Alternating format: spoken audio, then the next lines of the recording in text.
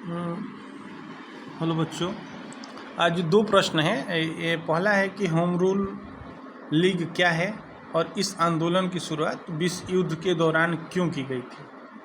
और दूसरा प्रश्न है कि राजनीतिक दलों के बीच प्रतिस्पर्धा राष्ट्रीय विकास में क्या योगदान करता है। तो पहले प्रश्न का उत्तर यह है कि होम लीग क्या है। तो और इसकी शुरुआत कब हुई थी। तो होम रूल लीग जो होता है वो एक राजनीतिक आंदोलन था जिसकी शुरुआत 1916 में हुई। और भारत के दो नेता थे, इसके प्रमुख नेता थे।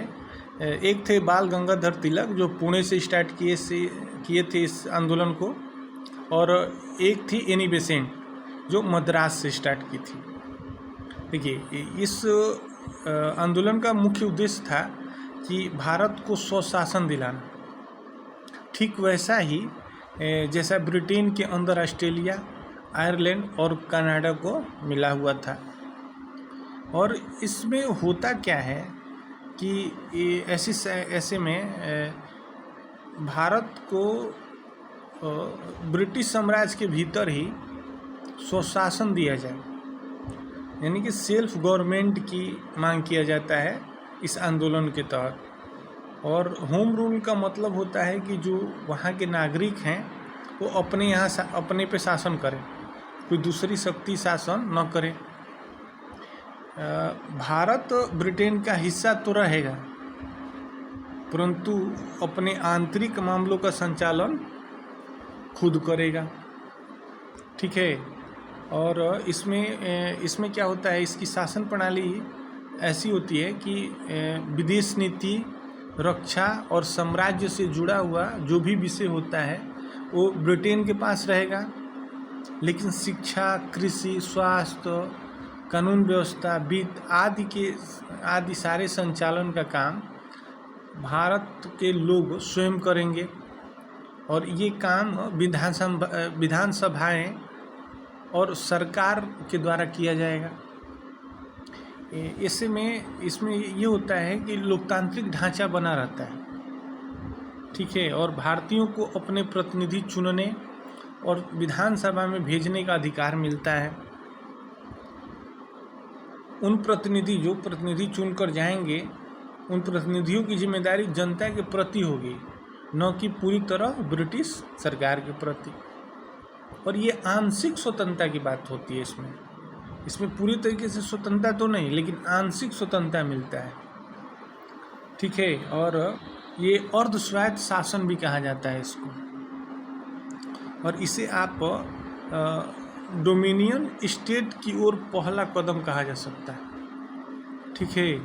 तो इसका अर्थ ये हुआ, ऐसे समझ सकते हैं हम लोग, होम रूल शासन प्रणाली का मतलब था कि भारत को अपने आंतरिक मामलों पर नियंत्रण मिल जाए, जबकि साम्राज्य के व्यापक मामलों जैसे युद्ध, विदेश नीति पर ब्रिटेन का नियंत्रण बना रहे। यह व्यवस्था स्वतंत्रता और दासता के बीच की स्थिति कहलाती है, यानी हम स्वतंत्र भी हो थोड़ा सा और दास भी रहें, ये बीच की स्थिति होती है।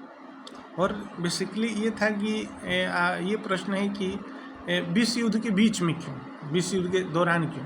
तो देखिए, विश्व युद्ध के दौरान का कारण ये था कि ब्रिटेन कमज़ोर हो चुका था।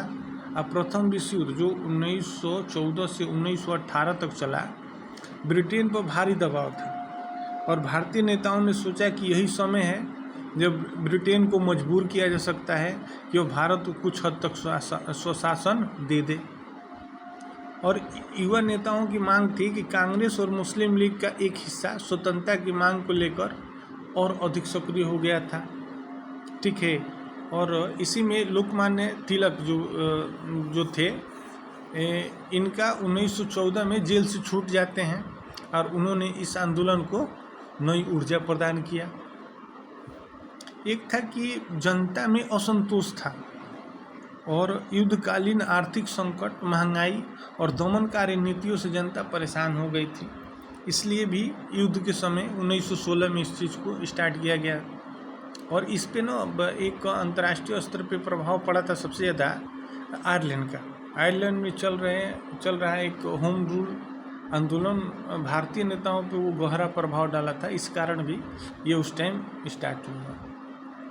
ठीक है, तो ऐसे कह सकते हैं कि अंतिम रूप से ऐसे कहा जा सकता है कि होम रूल ने भारत में राष्ट्रीय आंदोलन को जन जन तक पहुंचाया और बाद में गांधी जी के नेतृत्व में चलने वाले असहयोग आंदोलन के लिए ज़मीन तैयार किया। तो ये असहयोग आंदोलन से पहले गांधी जी के लिए ज़मीन तैयार करने का काम होम रूल लीग था। अच्छा, एक दूसरा प्रश्न है इसमें कि राजनीतिक दलों के बीच प्रतिस्पर्धा राष्ट्रीय विकास में कैसे योगदान देता है। तो देखिए, राजनीतिक दलों के बीच में जो प्रतिस्पर्धा होता है, तो एक तो होता है कि राजनीतिक दल जो होते हैं उनके बीच जो प्रतिस्पर्धा होता है वो लोकतंत्र की आत्मा कहलाता है और इसका राष्ट्रीय विकास में कई तरीकों से काफ़ी महत्वपूर्ण है, जैसे नीतियों में सुधार।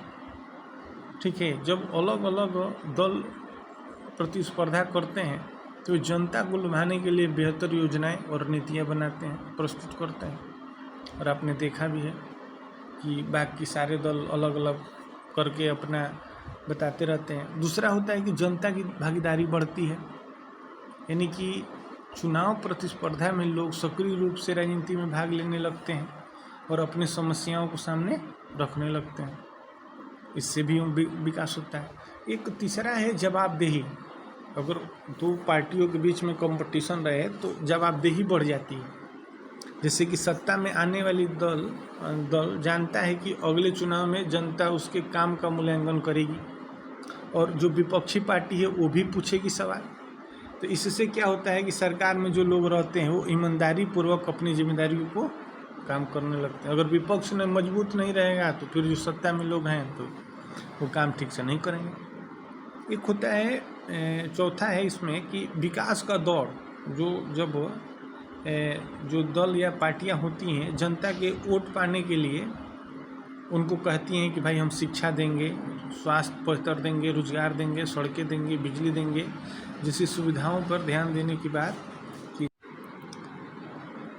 हाँ, तो जो विकास के दौर में होता है तो स्वास्थ्य रोजगार के लिए जैसी सुविधाओं पर ध्यान देने के लिए ये, तो उससे भी राष्ट्रीय विकास होता है। और एक चीज़ और कर सकते हैं तो एक वैकल्पिक दृष्टिकोण का हो जाता है। इसमें होता है कि अलग अलग दल जब राष्ट्रीय मुद्दों पर अलग अलग समाधान सुझाते हैं तो उससे समस्याओं के नए नए हल निकल आते हैं। ठीक है, तो जो पार्टियां एक दूसरे से कंपटीशन करती हैं तो देश का विकास ज़्यादा बेहतर होता है। तो हम लोग आखिरी में निष्कर्ष में ये कह सकते हैं कि प्रतिस्पर्धा यदि स्वस्थ तरीके से हो तो यह लोकतंत्र को मजबूत करती है और राष्ट्रीय विकास की गति तेज करती है। ठीक है, धन्यवाद। ये वीडियो अच्छा लगे तो सब्सक्राइब करिएगा और शेयर करिएगा, जिससे ज़्यादा से ज़्यादा लोग इससे लाभान्वित हों। और ज़्यादातर 10th के बच्चे जो इसको सुनेंगे वो ज़्यादा लाभान्वित होंगे, तो उनको भी आप दे दीजिएगा। धन्यवाद।